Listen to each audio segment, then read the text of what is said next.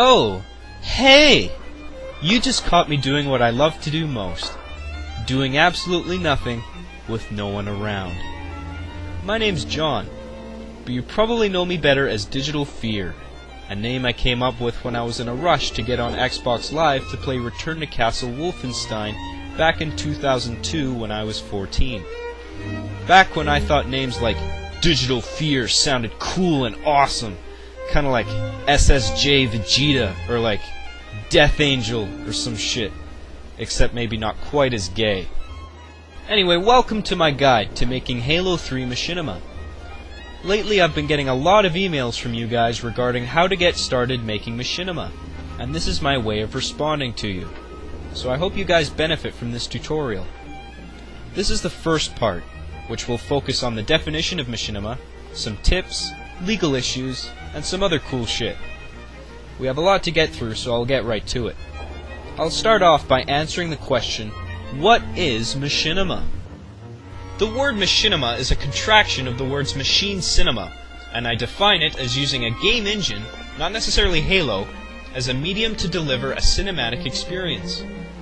Others use the term Machinima to describe gameplay montages and stuff like that, which is technically correct, but that sort of thing doesn't fit in my personal definition of the word.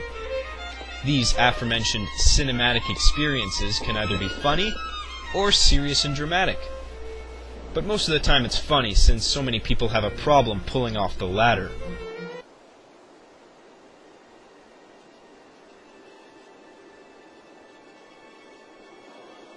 I'm gonna go on an unoriginal mission to stop the Covenant from doing some evil shit. Again.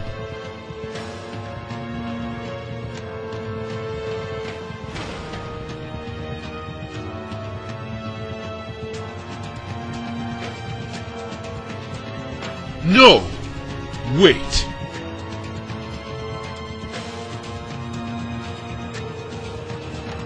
Good luck. Ha! I don't need luck, cliché military authority figure. I've got guns. Now I know a lot of you are probably thinking right now how much of an asshole I am for making fun of people's attempts at serious Machinima.